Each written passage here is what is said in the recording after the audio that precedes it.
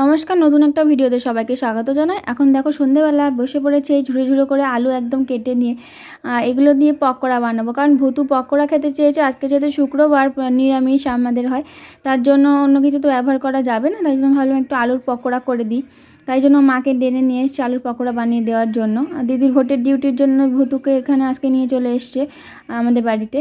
তো ভুতু এখন বসে বসে এখন অর্ডার চলছে আমাদের, সন্ধ্যাবেলা কী খাবে না পকোড়া খাবে। তো ওর যেরকম যা কথা সেই অনুযায়ী শুরু হয়ে গেছে অলরেডি পকোড়া বানানো। এখানে মা কিছুটা বেসন ছিল না বলে পাঁপড় গুঁড়ো করে আর সুজি গুঁড়ো করে দিয়ে দিয়েছে এর মধ্যে। মা মোটামুটি যা হাতের কাছে ছিল নিরামিষ সবই দিয়ে দিয়েছে এর মধ্যে।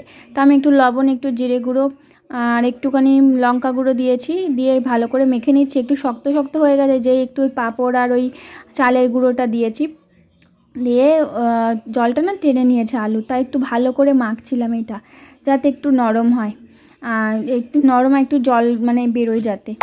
তার জন্য এবার ভালো করে মেখে নিয়েছি। দেখো ঝুড়ো ঝুড়ো কেমন হয়ে গেছে, পাতলা পাতলা করে দেবো। মাকে বললাম একটু অ্যারোট দিতে, এতে যাতে একটু কুড়মুড়ে ব্যাপারটা একটু আসে।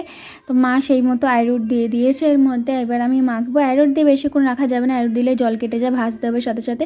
তো অ্যারোট দিয়ে মেখে নিয়েছি। তারপর দেখো একদম ছোটো ছোটো ঝিরে ঝিরে করে দিয়ে দিয়েছি, যাতে একদম তাড়াতাড়ি করে ভাজা হয়ে যায়, যাতে ভেতরকার কোনো মানে নরম ভাবটা যেন না থাকে। তাই জন্য এমন করে দিয়েছি, তাড়াতাড়ি ভাজাটাও আমার হয়ে যাবে। আর এখানে একদম অল্প তেল যেহেতু, ওই জন্য অল্প তেলে ভাজতে গেলে এরকমই হবে। ছোটো ছোটো ঝুড়ো ঝুড়ো করে দিয়ে দিয়েছি।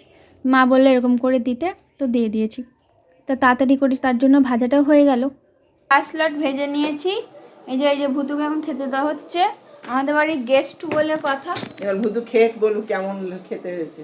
ভুতু এবার ভেবে বললো কেমন খেতে হয়েছে। ইয়াম্মি হবে। ইয়াম্মি হবে?